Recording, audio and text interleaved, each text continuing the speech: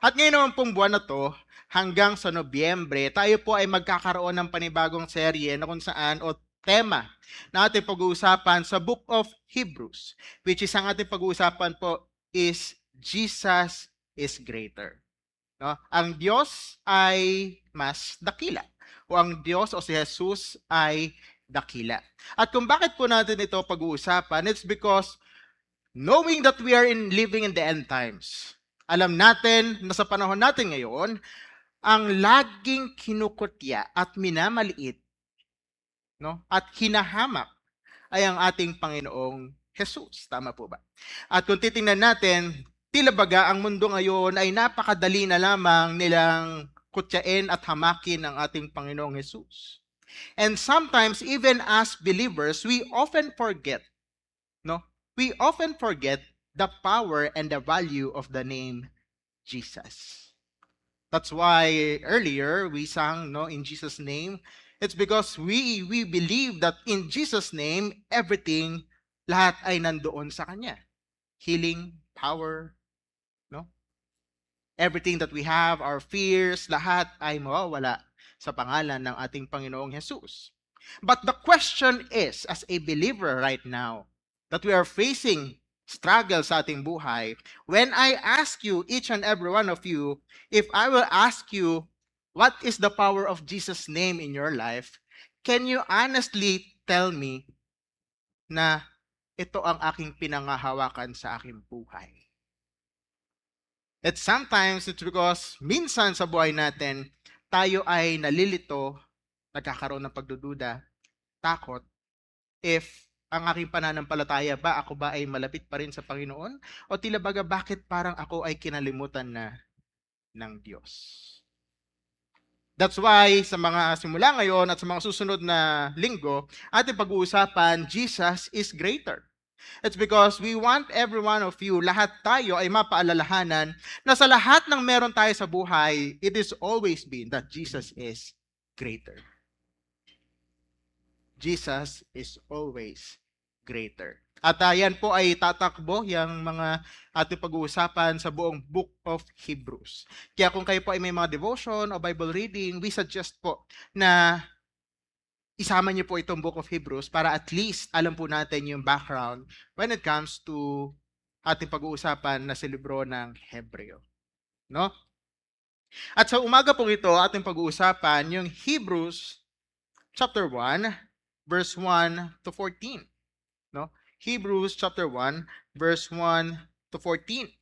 At inaanyahan ko po ang bawat isa na makibukas kayo sa akin sa inyong mga Biblia ng Hebrews chapter 1, verse 1 to 14, at hayaan niyo pong basahin ko sa inyo sa salin ng Tagalog. Ang sabi po dito, Hebrews chapter 1, verse 1, noong unang panahon, ang Diyos ay nagsalita sa ating mga ninuno sa iba't ibang panahon at sa iba't ibang paraan sa pamamagitan ng mga propeta. Subalit sa mga huling araw na ito ay nagsalita siya sa atin sa pamamagitan ng anak na kanyang itinalagang tagapagmana ng lahat ng mga bagay na sa pamamagitan din niya ay ginawa ang mga sanlibutan. Siya ang kaningningan ng kalwalatian ng Diyos at tunay na larawan ng kanyang likas. At kanyang inaalalayan ang lahat ng bagay sa pamamagitan ng kapangyarihan ng kanyang salita. Nang magawa niya ang paglilinis ng mga kasalanan, siya'y umupo sa kanan ng kamahalan sa kaitaasan. Palibhasa'y naging higit na mataas kaysa mga anghel, palibhasa'y nagmana ng higit na marilag na pangalan kaysa kanila. Sapagkat kanino sa mga anghel sinabi ng Diyos, kailanman ikaw ay aking anak, ako ngayon ay naging iyong ama.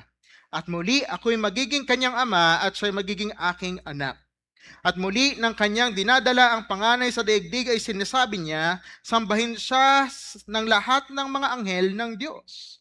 Tungkol sa mga anghel ay sinasabi niya, ginagawa niyang mga hangin ng mga anghel at ang kanyang mga lingkod ay ningas ng apoy. Ngunit tungkol naman sa anak ay sinasabi niya, ang iyong trono o Diyos ay magpakailanman at ang setro ng katwiran ng iyong setro ng iyong kaharian. Iniibig mo ang katwiran at kinapuotan ng kasamaan, kaya't ang Diyos ang Diyos mo ay binuhusan ka ng langis na kagalakang higit pa sa iyong mga kasamahan. At ikaw, Panginoon, nang pasimulay inilagay mo ang saligan ng lupa, at ang mga langit ay mga gawa ng iyong mga kamay, sila'y mapaparam, subalit ikaw ay nananatili.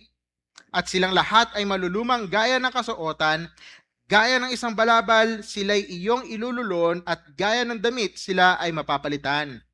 Ngunit ikaw ay ikaw pa rin, at ang iyong mga taon ay hindi magwawakas. Ngunit kanino sa mga anghel sinabi niya kailanman, maupo ka sa aking kanan hanggang sa ang iyong mga kaaway ay gawin kong tuntungan ng iyong mga paa. Hindi ba't silang lahat ay mga spiritong nasa banal na gawain na sinugo upang maglingkod sa kapakanan ng mga magmamana ng kaligtasan? Tayo po muna ay manalangin. Aming Diyos, salamat po sa umagang ito na binigay mo sa amin. Sa pagkakataon na muli kami, Panginoon, ay makalapit sa iyong harapan, makapag-aral ng iyong salita. At ang aming hiling, Panginoon, na sa bagong tema na aming pag-uusapan, ikaw, Panginoon, na magbigay ng tamang puso't isipan upang ito ay aming matanggap at aming maipamuhay at ito ay maging hamon at maging paalala at magbigay ng pag-asa sa amin na sa kabila ng aming mga pinagdadaanan, ikaw ay laging higit sa lahat. Maraming salamat, Panginoon, sa pangalan ng aming Panginoong Yesus. Amen at amen. Tulad nga po ng sinabi ko kanina, ito po ay kasunod ng ating pinag-usapan na living in the last days, wherein we believe that in the last days, at nakikita naman po natin that right now, sa mundo po natin ngayon, na ang mundo natin ay pasama ng pasama at ang mundo natin ay papuot ng papuot. No? At wala tayong ibang nakikitang hinahamak ng mundo kundi ang pangalang Jesus. Kahit saan tayo tumingin. Social media, sa labas. No? At kung saan man natin tingnan, ang pangalan niya ang laging minamaliit. No? Kung titingnan natin ng ibang katuruan na hindi minamaliit ng iba, ngunit ang pangalan lamang ni Jesus, kung bakit siya ang laging napipiling maliitin. Which is nakalagay sa salita ng Panginoon na sa mga huling yugto ng mundo ay lahat, halos, marami ang tatalikod sa Diyos. Hindi pinag-uusapan ng relihiyon, kundi ang pinag-uusapan ay ang pananampalataya sa ating Panginoong Yesus. Ang ating Panginoong Yesus na kung saan siya ang patuloy at siya ang sagot sa ating buhay, ngunit marami ang tumatanggi. Marami ang tumatalikod at marami ang hindi naniniwala. Kaya nga po ang tanong ko kanina, kung gano'n ang nangyayari sa mundo, kamusta tayong mga mananampalataya? Does the name of Jesus still has a power in our lives? When we say in Jesus' name, do we believe na ang ating buhay ay hawak ng Panginoon? O tila baga tayo ay punong-puno ng pangamba at takot sa buhay that even if we say in Jesus' name, hindi nawawala ang pangamba? Yan ay paraan ng mundo para tayo ay manghinawa sa pagsunod at pagkilala sa Panginoon. Ngunit yan ang ating pag-uusapan ngayong umagang ito. Kung atin pong titingnan, background po nitong Hebrews, no? Maraming mga theologian na nagsasabi na probably ang sumulat nito, meron siyang kahalintulad sa mga epistles, sa mga sulat, sa mga sinaunang iglesia ng panahon ni Pablo. Ngunit kung titingnan natin at babasahin natin, ang libro ng Hebreo o Hebrews ay wala pong naka-identify kung sino ang pinaka-author nito. But, ang pinakalaman ng book of Hebrews is it talks about the kingship, the priesthood, and the perfect sacrifice as a lamb of Christ. Siya ang nakapaloob dito that Christ is efficient in everything. That He is the fulfillment of the promise that God the Father has given in the Old Testament time.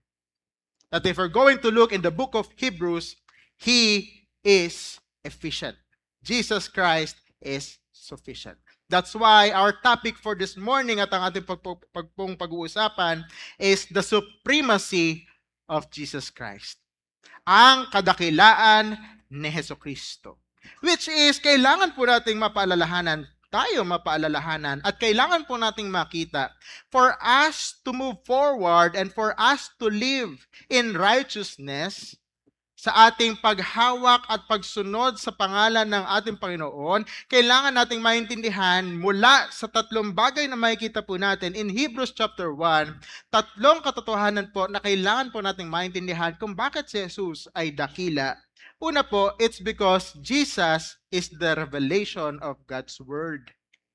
Si Jesus ang kapahayagan ng salita ng Diyos. Pangalawa, si Jesus ang kapahayagan ng kalwalhatian ng Diyos. And lastly, si Jesus ang kapahayagan ng soberenya ng Diyos. That's why Jesus is always greater. At sa umaga pong yan, dyan sa tatlong yan, iikot ang ating pag-uusapan mula po sa Hebrews chapter 1, verse 1 to 14. Ready na po ba tayo sa ating pag-uusapan? Now, Jesus is greater. It's because, first things first, Jesus is the revelation of God's Word. Si Jesus ang siyang kapahayagan ng salita ng Diyos. Yes, merong mga sulat o salita ang Panginoon nung sinauna pa in the Old Testament time. But let us not forget, nung dumating si Jesucristo, siya ang buong kapahayagan ng salita ng Diyos. In Hebrews chapter 1, verse 1 to 2, ang sabi dito, noong unang panahon, ang Diyos ay nagsalita sa ating mga ninuno pertaining to the early prophets at sa mga sinaunang tao noong araw, pertaining in the Old Testament time. Nagsalita sa ating mga ninuno sa iba't ibang panahon, sa iba't ibang paraan, sa pamamagitan ng mga propeta. Ang Panginoon noong araw ay nakikipag-usap verbally, or probably sa mga panaginip, or probably bigla na lang may masusunog na puno, tapos biglang may magsasalita. No? Kung paano makipag-usap ang Panginoon noong araw ay dinadaan niya sa mga taong may pananampalataya sa Kanya. No? Ngunit sa pagdating ni Jesucristo, ang sabi dito in verse 2, subalit sa mga huling araw na ito, ay nagsalita siya sa atin sa pamamagitan ng Kanyang anak, which is pertaining to Jesus Christ. No? Hindi niya na pinadaan sa mga propeta, kundi ipinadaan niya ng buo at ng may kaganapan, buong kaganapan sa imahe ng ating Panginoong Yesus. Nauna nating makikita that in the revelation of God's Word through Jesus is when we saw Jesus Christ, when Jesus Christ descended from heaven, at nung siya ay pinanganak dito sa lupa, at nung siya ay nangaral at nagsimulang magbahagi ng salita ng Panginoon, yung kanyang buhay is the Word of God which is final and complete. Mula sa buhay ni Jesucristo, ang buong kaganapan at ang lubos na salita ng Diyos ay nahayag sa pamamagitan ng kanyang buhay. At pertaining to, the author pertains to, nung dumating ang ating Panginoong Hesus, that is the time na nagsimula na yung last days. The moment na dumating si Jesucristo, that is the start of the last days. That is His first coming, then the second coming, yun yung start nung binanggit ni Pastor Sam last week na final judgment. But the first na pagdating ng ating Panginoong Yesus, that is the start. Imagine, how many years yung ating Panginoong Yesus ay nabuhay, minsang nabuhay dito sa lupa, at siya'y namatay at muling nabuhay pagkalipas ng 3 araw. Ilang taon yung pinag-uusapan natin at ilang taon yung ating tinitingnan na kung titingnan natin, even the author of Hebrews, he pertains that the moment Jesus Christ came on the earth, that is the last days. That the last day starts, it's because Jesus Christ is the final and complete revelation of God's Word. Wala nang iba. Wala na tayong ibang inaantay, kundi si Jesucristo.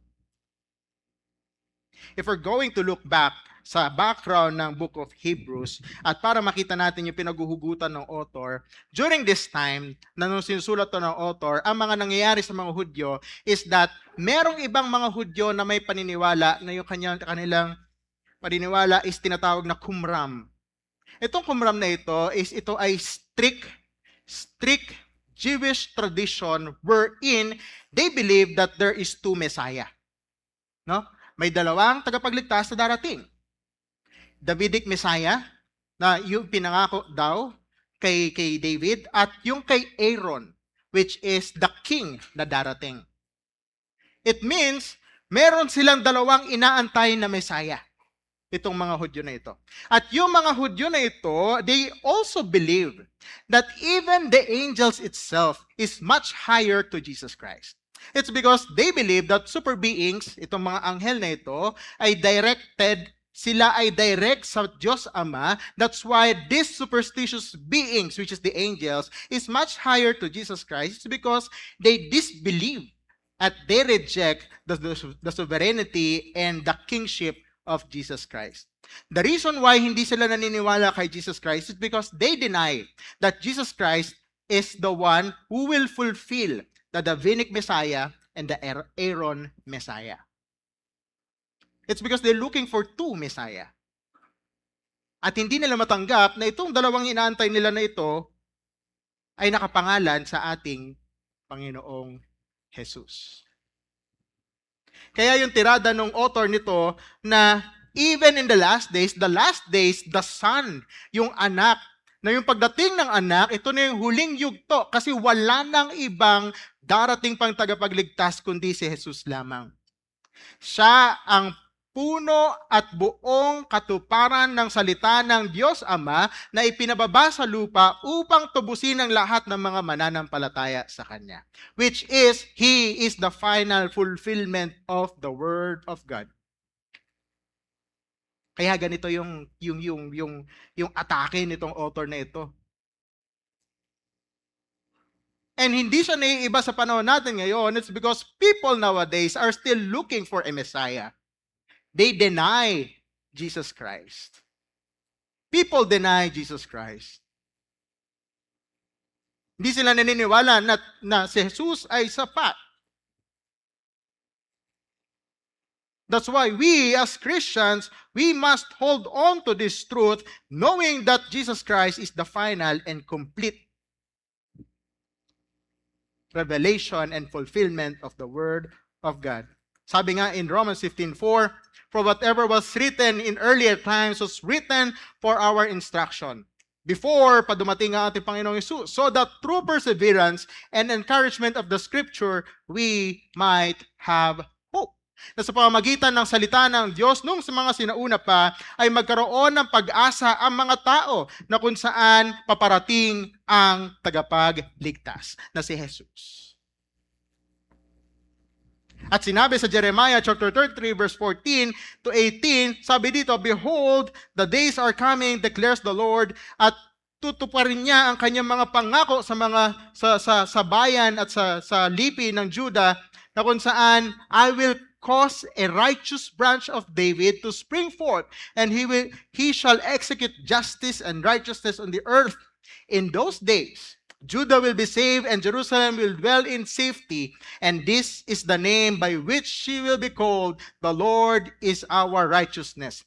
For thus said the Lord, David shall never lack a man to sit on the throne of the house of Israel, and the Levitical priest shall never lack a man before me to offer burnt offerings, to burn grain offerings, and to prepare sacrifices continually. In the book of Hebrews, nung sinusulat ito, they still practices offerings, burnt offerings. And the book of Hebrews wants to debunk, wants to alam niyo yun, yung kaisipan na ang tagapagligtas, ang siyang sagot sa lahat. Wala nang hari pa ang maghahari, wala nang isang perpektong alay nang iaalay pa, at wala nang magiging tagapag-alay pa sa iaalay. Wala nang priest, wala nang hari, wala nang lamb. It's because all of those three fall in the name of Jesus Christ. That's why He is final and complete. That is the hope of the Scripture na ipinakita in the book of Jeremiah. But people in their times are still looking for this Messiah. They are lost to the truth. And even up to now, the world is still busy to lead people to be lost to the truth that Jesus Christ is our King, our priest, and the Lamb. That's why Jesus Christ is still mocked kahit sa panahon natin ngayon. They want to hide the truth. They want to hide the truth. In 1 Peter chapter 1, verse 10 to 11, as to the salvation, the prophets who prophesied of the grace that would come to you made careful searches and inquiries. Even in the earlier times, ang mga propeta noong araw, they are carefully searching for the truth. No? Even sila. Sabi sa verse 11, kanilang sinisiyasat kung anong pagkatao o kapanahunan na tinutukoy ng Espiritu ni Kristo na sumasa kanila nang ipahayag ang mangyayaring pagdurusa ni Kristo at ang kaluwalhatiang susunod sa mga ito. They are carefully searching for Jesus Christ. They are carefully waiting. And we right now know that Jesus Christ already came. We are longing for His second coming, not the first coming. It's because we believe He already comes. Dumating na siya. Tinapos niya na yun sa krus. At yung kanyang pagbabalik ay ang pagbabalik ng mayroong pagtatagumpay sa lahat ng bagay. Wala nang makakapigil pag si Jesus ay muling dumating. At yun ang simula ng paghuhukom ng lahat. Dahil sa kanyang pagbabalik, lahat ay hahatulan at lahat ay haharap sa kanya.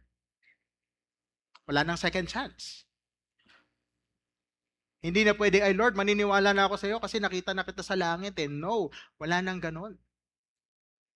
It's because time has already been given to us. We are now in the church age and we are now in the grace age wherein the grace has been given to us and the time is so efficient, sufficient for us to know Him, sufficient for us, enough for us to grow and to be matured with our relationship with Him. And when the time comes na muling bumalik ang ating Panginoong Jesus, there's no more excuses. There's no more, Lord, wait lang. Wala nang ganon. It's because the moment Jesus Christ came, the word is already final and complete. That's why when He come back again, that will be the time na tapos na yung time na binigay sa atin ng Diyos. It's because He will start to judge. He will return not just as a Savior, but as a King and a Judge. 1 Peter chapter 1 verse 13. That's why as believers, therefore, kaya't ihanda ninyo sa gawain ng inyong mga pag-iisip na supilin ninyo ang inyong sarili at ilagak ang inyong pag-asa sa biyayang darating sa inyo kapag inihayag na si Hesukristo. Sa kanyang muling pagbabalik, ang buong kapahayagan ni Hesukristo ay siyang makikita at ang lahat na nanampalataya ay magkakaroon ng kaluwalhatian kasama niya. That's why that is the challenge for us, every believers, to fix our eyes to Him, to put our hope to Him. Though yes, struggles and sufferings are true. We may feel persecuted by the world. We might be hurt when Jesus Christ is mocked. We might be hurt or tayo ay maaaring masaktan if we are being persecuted. If Jesus Christ will be mocked, then so be it. Kahit tayo ay kutyain ng mundo, then so be it. Knowing that our eyes and focus are always been with Jesus Christ. Not only that He is final and complete, but also Jesus is the revelation of God's word is because He has the full authority. When Jesus Christ came, authority has been given to Him. Not just been given, but Jesus Christ has the authority over us. Not because the Father is ibinigay ito sa Kanya, but in the first place, He already has the authority. It's just that by His obedience, He gave His authority, He let the Father send Him, and when He came, siya ay tao at the same time ay Diyos, but He set aside yung Kanyang pagka-Diyos for Him to be at the cross. For Him to fulfill the law and for Him to fulfill the promise of the Father, He sacrificed His authority. But it doesn't mean that He doesn't have the full authority. It's just that He just withhold His own authority. Yan ang malimit na nami-mislook ng mga tao. The Father, siyempre, kung may ama, may anak. So kapag may anak, dapat sumunod siya sa ama. Pag hindi siya sumunod sa ama, then ibig sabihin, hindi siya, yung superiority ng ama, wala dun sa anak. Ibig sabihin, he is insubordinating his father. Pero sa sistema ng Diyos ay hindi ganon. In the Godhead, there is three distinct persona. The Father, the Son, and the Holy Spirit. The Son withhold His authority. He let the Father has His authority towards Him. He was being sent. He was sent to reach out to us. But when the time comes, He completed His work. He bring back all the people who believe in Him to the Father. Not because na dahil natapos niya, but because He has this authority over us. He has authority over sin. Pero hindi niya pwedeng i-override yung ating mga sarili. It's because it needs some faith. Kasi hindi tayo robot. God showed His love for us on the cross. Kung tutuusin, kaya naman talaga ng Diyos biglang iligtas lahat eh. Ganon makapangyarihan ng ating Panginoon. But why does He need faith? Ba't kailangan pa may pananampalataya? Ba't kailangan niya pang mamatay sa krus? Kung kaya naman pala niya in the first place. Do you know the reason why? Have you ever wondered, ang Diyos makapangyarihan eh, ba't kailangan niya pang mamatay sa krus? Ba't kailangan niya pa mapako? Kung kaya naman pala niya iligtas in just a blink of an eye. Why? It's because love must be felt and must be experienced through us. Kung gagawin ng Diyos lahat is in just an instant, we will never felt genuine love. And His sacrifice on the cross showed us what true love is. He do it in the hard way. It's because He wants us to learn. He sets an example for us that genuine love needs sacrifice. And if we will follow His example, then if we're trying to love other people, then we must live with sacrifice. And if we're going to say, Lord, I love you, then we must follow Him sacrificially. Ang hirap naman maging Kristiyano, pastor. Ang hirap naman ng ganito. Bawal to, bawal yan, bawal to. Dapat magtimpi. Bawal gumanti. Well, that is sacrificial. Kung hindi naging gano'n ang ating Panginoon sa atin, then may kalalagyan tayong lahat sa impyerno. But God did it anyway.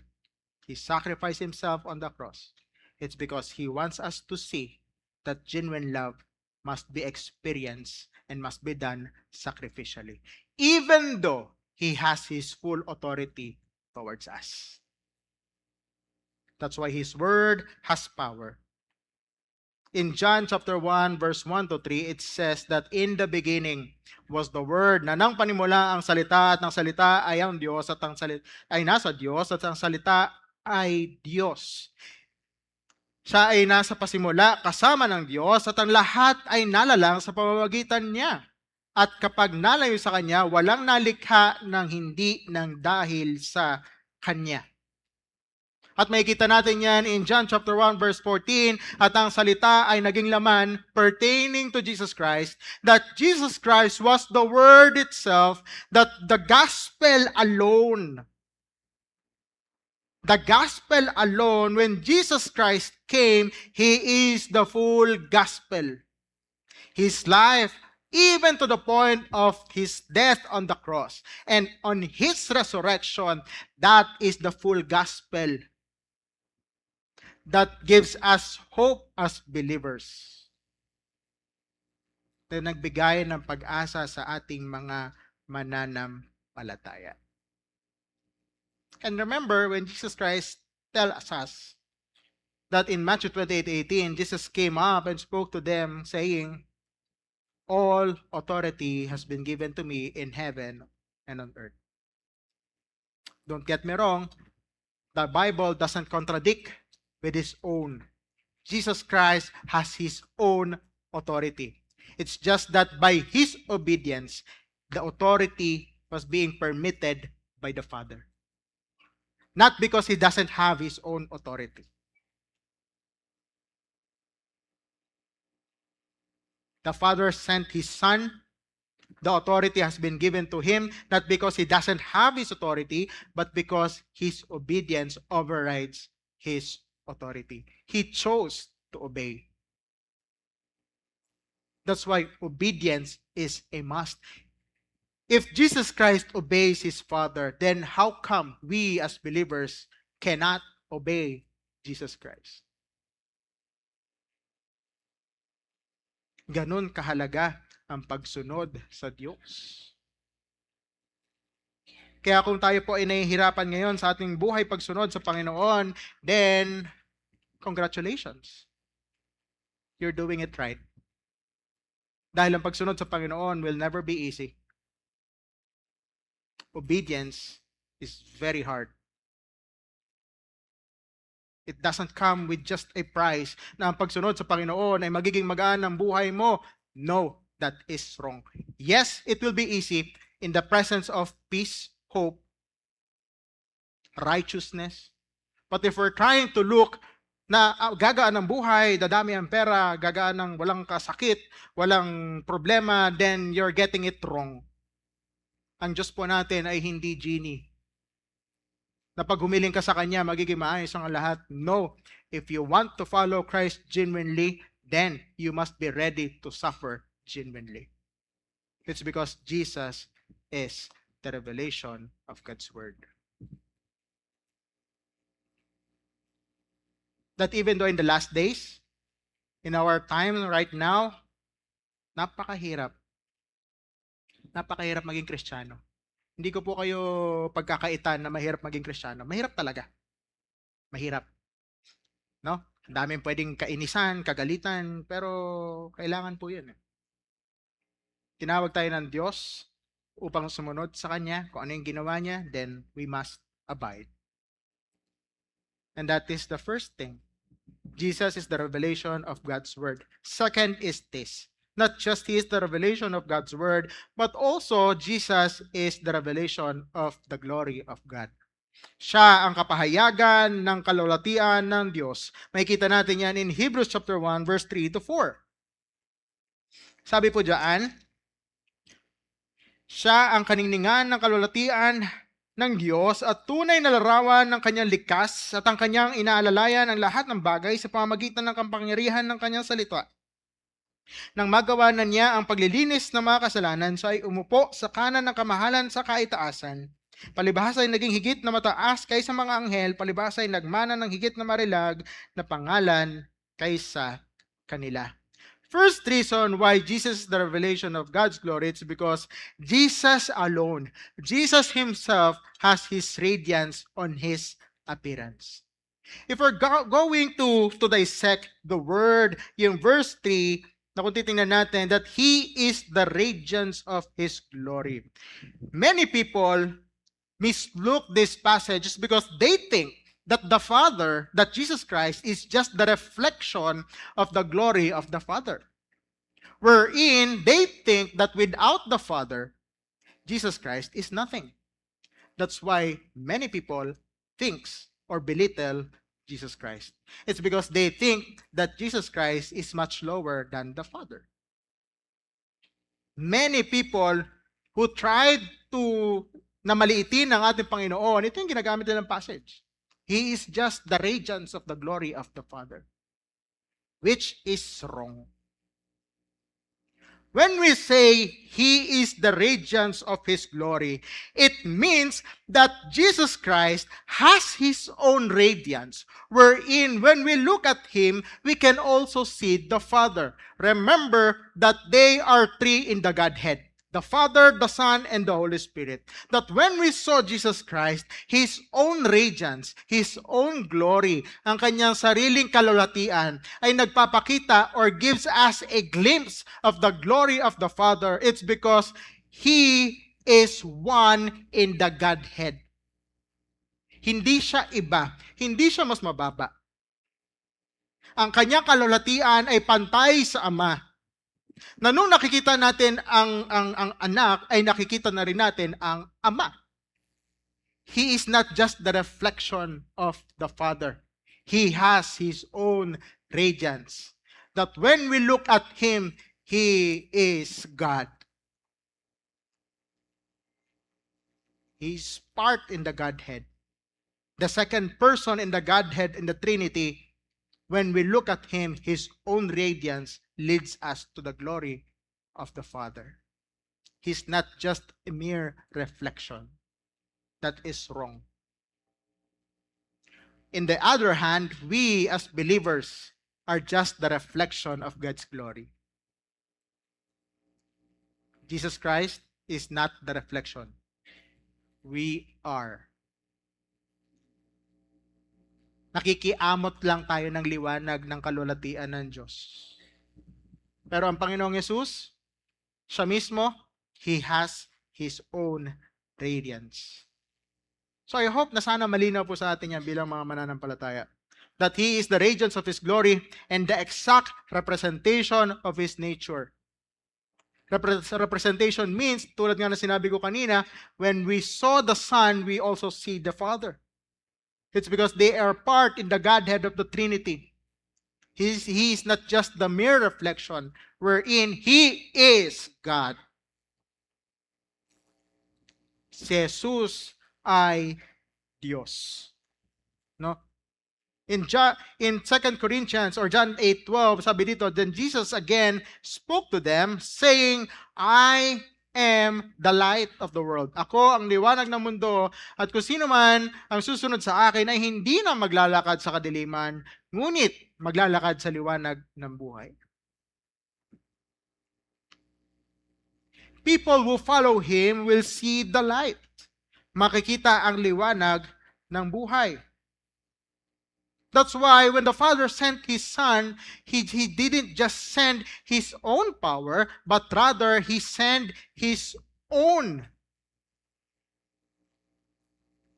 The second persona in the Trinity, He sent His own so that His glory will be revealed to us.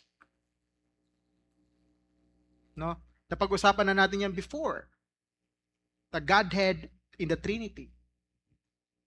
The Triune God. If may mga questions po kayo or medyo naguguluhan when it comes to Trinity, then much better po pag-usapan natin yan sa discipleship. So that two-way ang ating pag-uusapan. No? Pero that's how Trinity works. Hindi man natin maintindihan, but that's how it works. One Godhead, three persona. The glory of the Son is not the reflection of the glory of the Father. It's because He is part of the Godhead. He has His own radiance. He has His own glory. That when we see the Son, we also see the Father. Maniwanag po. In 2 Corinthians chapter 2, verse 4, 5 to 6, for we do not preach ourselves but Christ, Jesus our Lord, and ourselves as your bond servants for Jesus' sake. For God said, light shall shine out of darkness, is the one who has shown in our hearts to give the light of the knowledge of the glory of God, in whom? In the face of Christ. That when we see the Son, we also see the Father. But mind you, they are distinct. But the Son has His own radiance of glory. That's why we are assured, when we put our faith in Him, then we are assured that our salvation is genuine. Not because the Father says so, but Jesus Christ said it.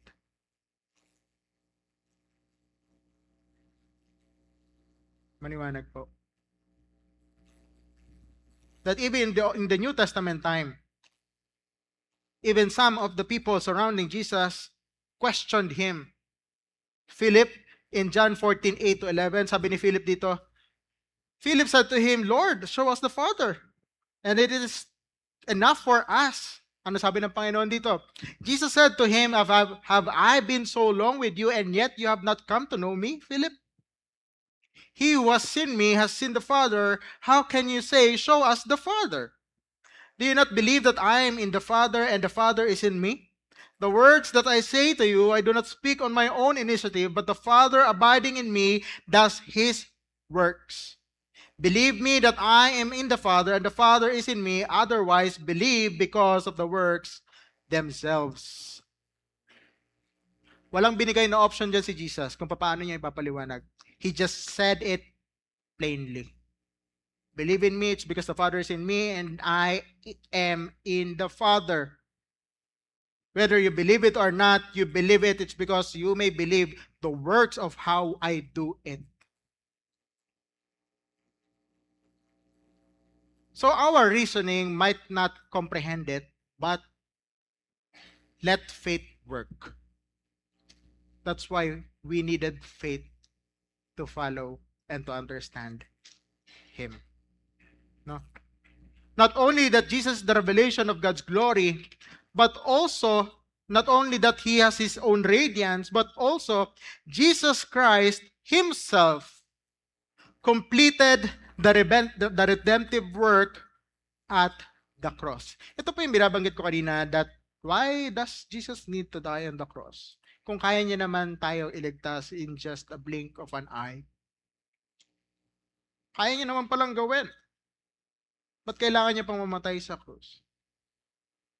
It's because He needs to complete it, and once He completed it, there will be the fulfillment of the full glory of Jesus Christ through His obedience and through His sacrificial act on the cross. It gives us reconciliation to the Father. Without His work on the cross, it will not give us any hope at all. It's because His redemptive work at the cross, His death and His resurrection gives us or bridge us the reconciliation that we need to the Father. Without it, we will never be reconciled. Why? It's because the wrath of the Father will never be satisfied. Akala natin, ang Diyos natin, mapagmahal lang. Yes, mapagmahal naman talaga ang ating Diyos. Don't get me wrong. Yes, our God is loving. But let us not forget our God is also just. And without the redemptive work of Jesus Christ, yung galit niya will never be satisfied. It's because first things first, tayong lahat dapat ay mapahamak. But because of Jesus Christ, because of His redemptive work at the cross, and because He completed it, it gives us hope. And that is when His full glory comes. He has His own glory, and because of His obedience to the Father and His sacrificial work on the cross, it bridged us to the reconciliation to the Father.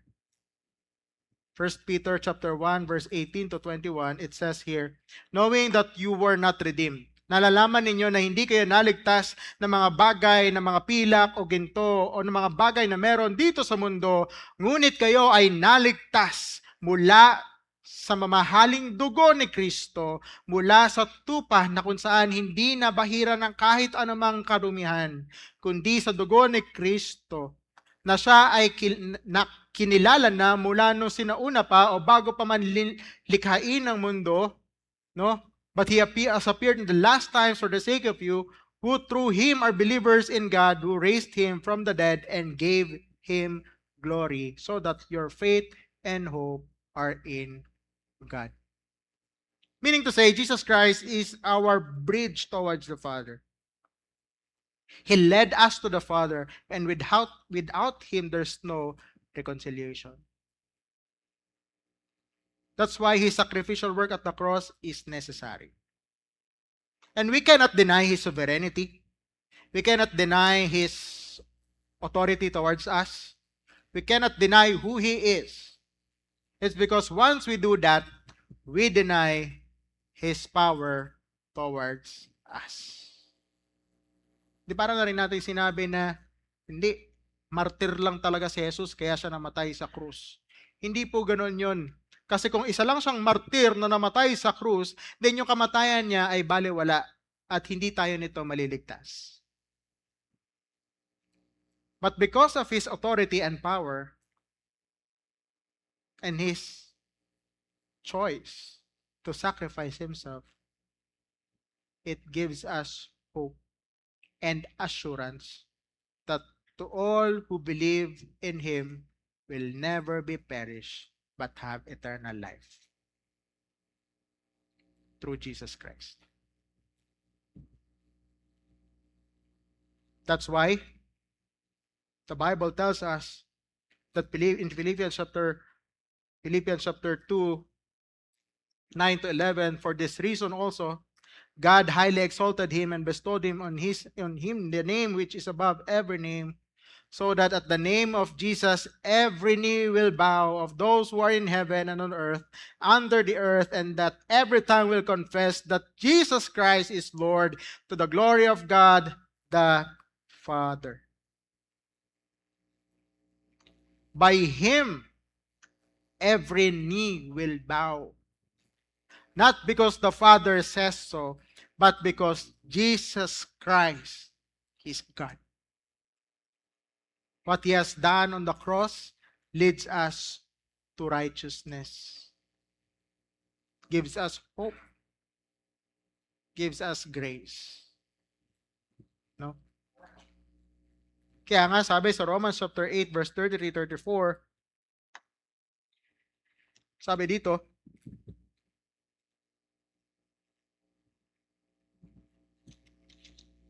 sino ang magsasakdal ng anumang laban sa mga pinili ng Diyos? Ang Diyos ang siyang umaring ganap. Sino ang hahatol? Si Kristo Jesus na namatay. Oo, siya muling binuhay mula sa mga patay, na siya ring nasa kanan ng Diyos, na siya ring namamagitan para sa atin. Another thing that we need to clarify in this is that when we saw the word that when Jesus Christ completed His work and He was placed at the right hand of God, it doesn't mean that He is just in the right hand of God. Some people think, that it is a positional sense wherein pag sinabi natin na siya ay nasa kanang kamay ng Ama, ibig sabihin siya ay nandun lang. Siya ay kanang kamay. But no. That passage, that phrase, the word he was being seated at the right hand of God, the word right hand there doesn't mean positional sense. It means that he is in the center also, that he is on the parallel line, on the deity of God the Father. He was also there. He is part in the Godhead of the Trinity, that when the Father says he is in the right hand of him, it talks about power, authority. It talks about that he is parallel with the Father. It doesn't mean that he is inferior to the Father. So when we saw a word that he was being seated at the right hand of God, it means that after his descension on the earth and after his ascension after the resurrection, he was being placed again at his right hand, pertaining that he was on the seat of the throne. Not inferior to the Father, but parallel to the Father. His authority, his power, his superiority to anything. He is part in the Godhead. The word right hand there or right seat doesn't mean positional sense. It pertains to his status that he is part in the Godhead of the Trinity. It doesn't talk about positional. So yung ating thinking, nasa kanang kamay lang pala siya ng Diyos, Ama. No, that is wrong. It is a status wherein he is part in the Godhead. So the power of the Father, also Jesus Christ has his own power, glory, radiance. The Holy Spirit also has his own. They are part of the Godhead, but they are distinct with one another. They don't overlap. They work on their own. It's just that Jesus Christ humbled himself for us to be reached out. It's because kung hindi niya hinumble yung kanyang sarili at hindi siya sumunod sa Ama, then wala tayong pupuntahan. As simple as that. Without his humility, we are nothing. So his descension from heaven is very necessary. Hindi lang siya basta sinugo ng Diyos, Ama. Siya yung nagkusa. Kasi kung tutusin, hindi niya naman kailangan gawin talaga yun. But out of his obedience, he did it anyway. Okay po? And lastly, Jesus is the revelation of God's sovereignty. Si Jesus ang kapahayagan ng soberenya ng Diyos. May kita po natin yan in Hebrews chapter 1, verse 5 to 14. Though hindi ko na po babasahin, medyo mahaba yan. Pero kung titingnan po natin, that Jesus is the revelation of God's sovereignty, wherein nakita natin in the earlier passages, kanina nung binasa po natin yan, sinabi dito ng author na, sino ba ang sinabihan ng Diyos Ama na ikaw ang aking anak at ako'y yung magiging ama? Sinabi niya ba to sa mga anghel? No. Pero ano ang sabi niya sa kanyang anak? Anong sabi niya sa kanyang anak? Ang iyong trono o Diyos ay magpakailanman. Pertaining to, yun po yung verse 8, Hebrews chapter 1, verse 8, wherein the Father is talking to the Son. But his address to the Son is pertaining to him as God. Which means, even the Father acknowledges Jesus Christ as God. Pertaining to the part of the Trinity, no? At sinabi dito ng Diyos Ama, ng setro ng katwiran ay nasa iyo at ang setro ng iyong kaharian, no? Inibig mo ang katwiran at kinapuotan ng kasamaan, kaya't ang Diyos mo, ay binuhusan ka ng langis na kagalakang higit pa sa iyong mga kasamahan.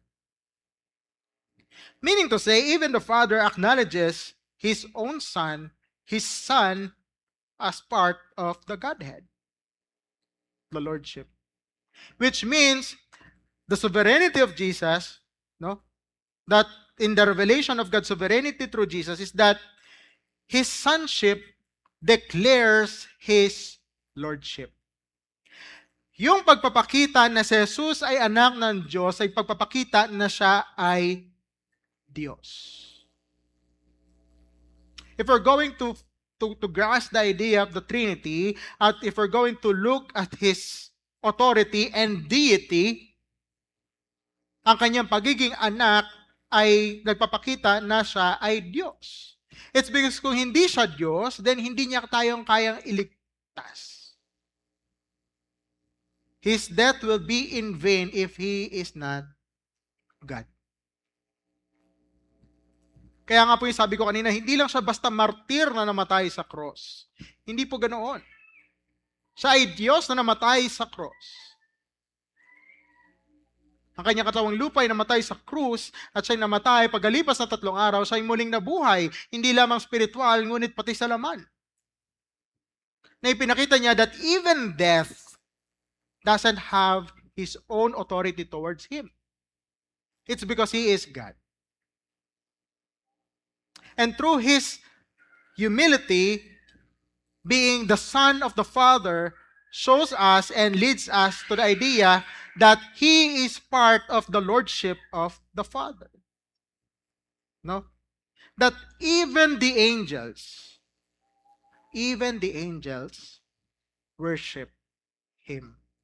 Ito po yung sinabi ko kanina, that during this time, yung teachings ng Qumran, itong Qumran na ito, they believe that angels are much higher to Jesus Christ, and they also worship the angels.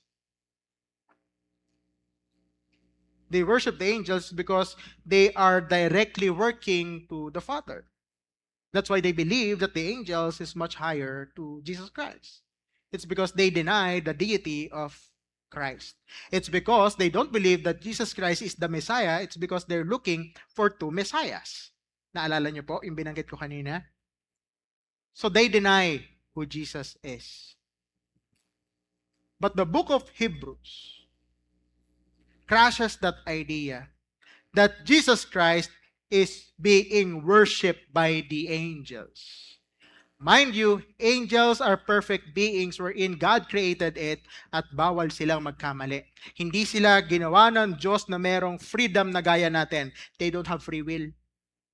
They are created for the sole purpose of glorifying God, worshiping God, working to God, without any other purpose. They work directly to God.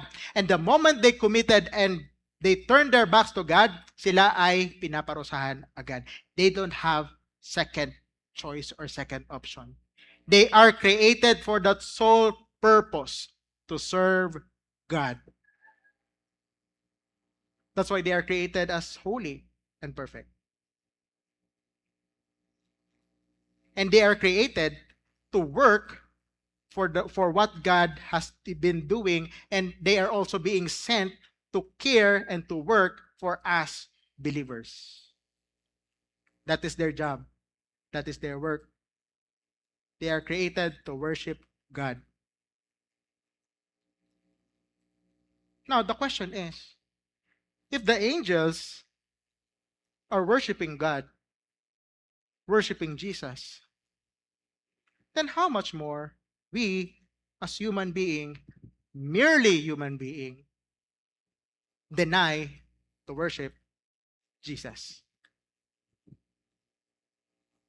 Sino tayo para panghinaan ng loob na panghawakan ang pangalan ni Jesus? That even angels worship Him. Sino tayo para mawala ng pag-asa sa pangalan ni Jesus na even ang mga anghel ay they're looking forward to worship Him? Doesn't the angels are much higher beings to us? And even though yung mga nagkamali at nakapasama kay Satanas, they also fear God. They also fear Jesus. And even Satan feared Jesus. Then how come people are denying, rejecting, mocking Jesus, belittle Him? How come na ang tao ay napupunta sa ganong aspeto? Doesn't mean na mas masahol pa tayo sa demonyo kung ganon. Kasi even the devils fear God. Even the devils fear Jesus. So how come na yung mga tao kinukutya at hinahamak si Jesus. And how come sometimes we Christians are confused, afraid to hold on to the name of Jesus? If the angels are looking forward to Jesus, then how much more we, merely humans, we must uphold to our faith in the name of Jesus. Knowing that it has power, knowing that He has healing, knowing that He can do anything, knowing that He is the one and the reason why we are here. The reason why we have hope, the reason why we have reconciliation, the reason why we have second chance. It's because of Him and Him alone. And because of His sonship, we saw His lordship towards us. No?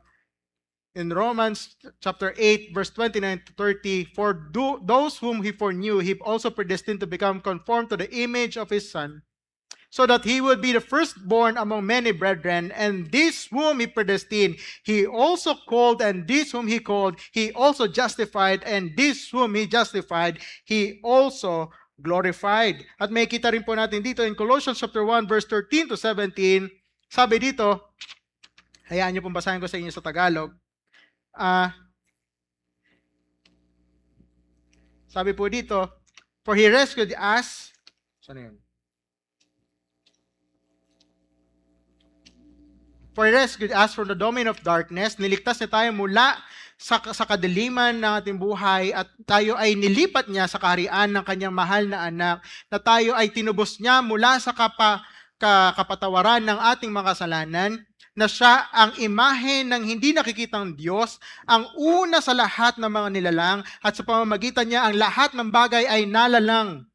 Lahat ng nakikita, lahat ng hindi nakikita, lahat ng nasa langit at lahat ng nasa mundo, lahat ng mga may otoridad, kapangyarihan, lahat ay nalalang para lamang sa Kanya. At ang lahat ng bagay ay nagkakasama-sama sa pamamagitan niya. The word firstborn there is also controversial.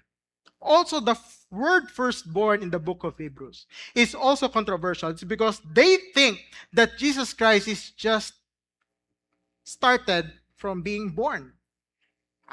Firstborn siya. Ibig sabihin, kasama siya sa nilikha. No. When the Bible tells us firstborn, it means, in the Greek word, the word firstborn tells us that He is the beginning. He is not just firstborn. He is the beginning. That's why everything that comes after Him comes to His image. It's because He is the firstborn. Everyone who follows Him and everyone who believes in Him will have His own image. That's why we can live in righteousness. He is not just born, or He is not just firstborn, but rather He is the beginning. That's what firstborn means. Hindi ibig sabihin na pinanganak o ginawa si Jesus. No. That is wrong. If we're going to dig in, the word firstborn there means the beginning. Siya ang panimula ng lahat. It's because He is part of the Godhead in the Trinity. In the beginning, He was there. When the Father created the heavens and the earth and everything on it, He is there. And the moment na ang tao ay nagkasala, He is also there. So wag po nating isipin na siya ay nilikha ng Ama. Wrong.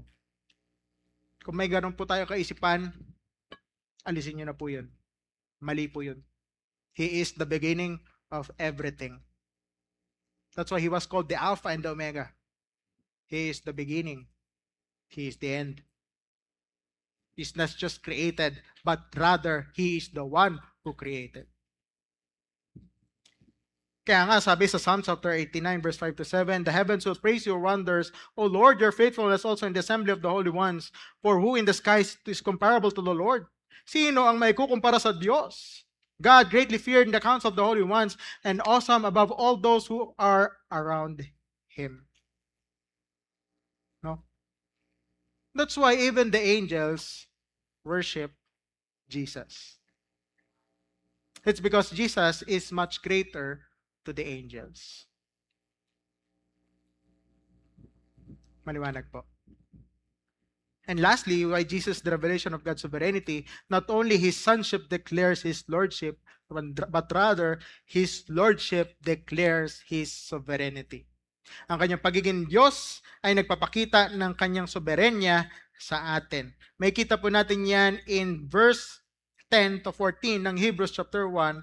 But let me lead you sa Colossians chapter 1 verse 18 to 20. Kasunod po yan kanina ng Colossians chapter 1 verse 13 to 17. Ang sabi dito, He is also the head of the body, the church, and He is the beginning.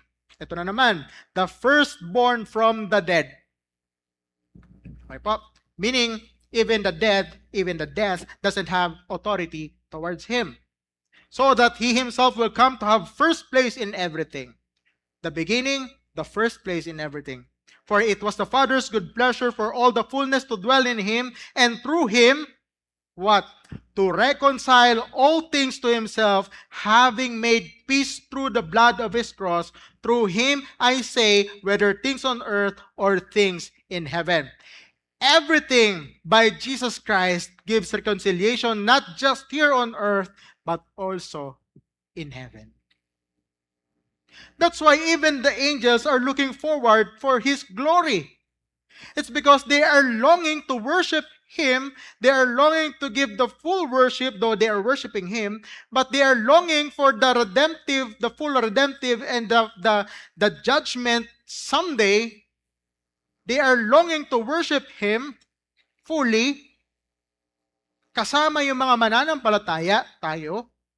No? They are longing for it. It's because they were made for it.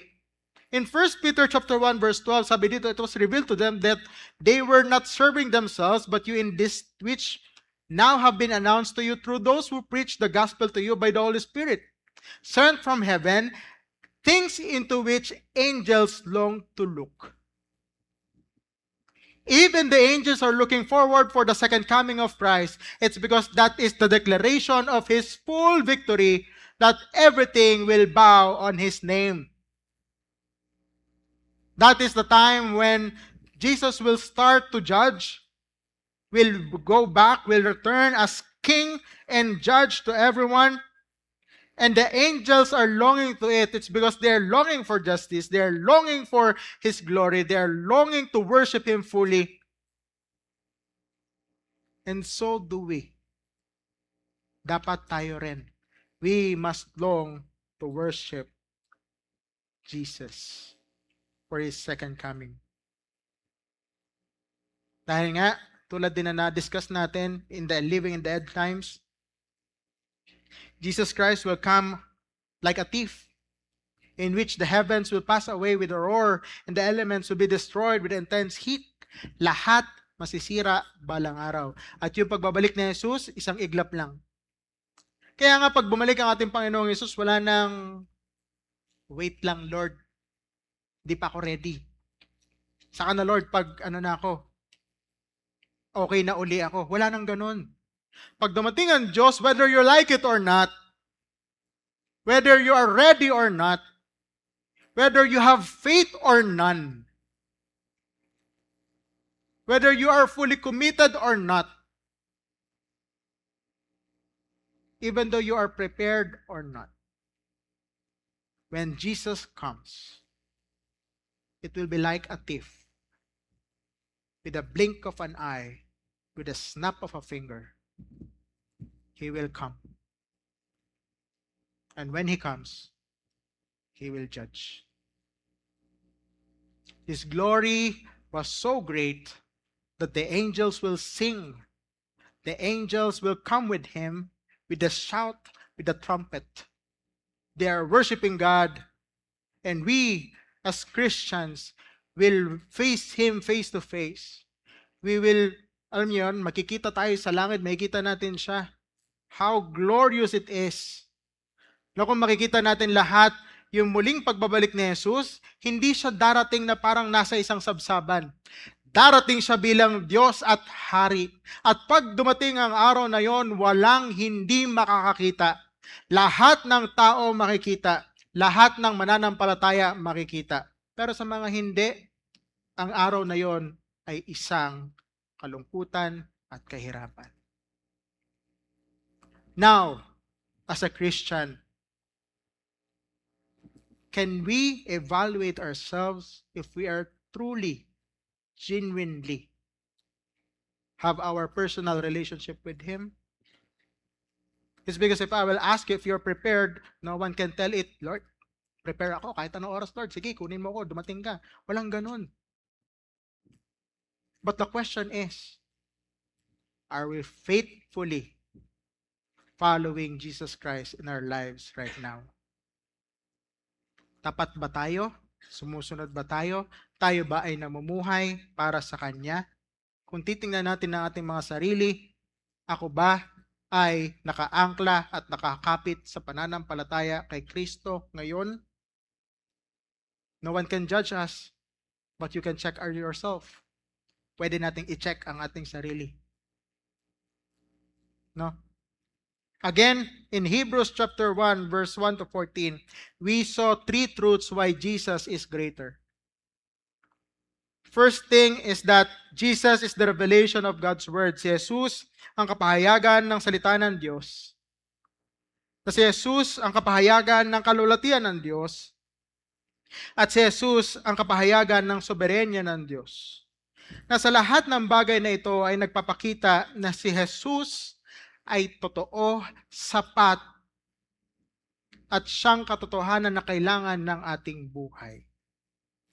At kung ating titingnan sa ating mga buhay, no, sa panahon natin ngayon, that in the last days, the world will give us a lot of idea of who Jesus is. Marami magsasabi, ito si Jesus, ganito si Jesus. Pag sumunod ka kay Jesus, mayayaman ka, di ka magkakasakit. Denying of who truly He is. The world will belittle, mock, and reject Him, trying to hide the truth. But as believers, may we never forget the supremacy of Jesus in our lives, knowing that He descended from heaven so that we may ascend with Him in glory.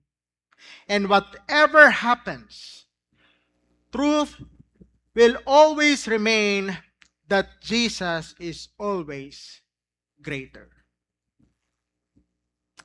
Let me tell it to you sa Tagalog.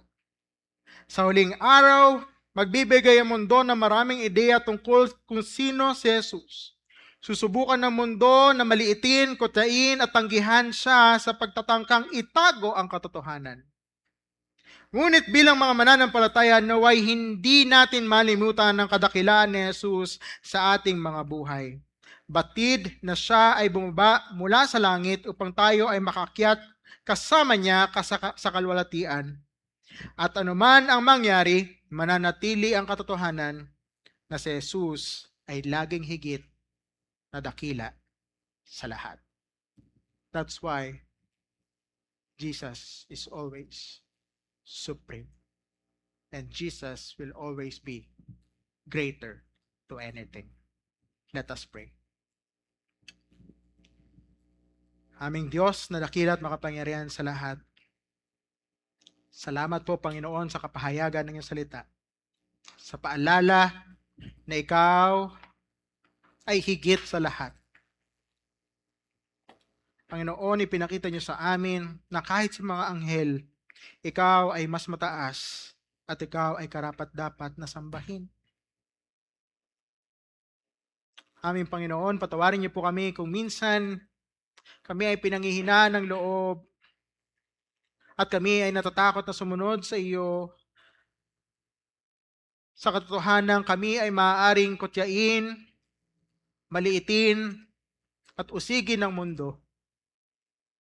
Ngunit Panginoon, sa umagang ito,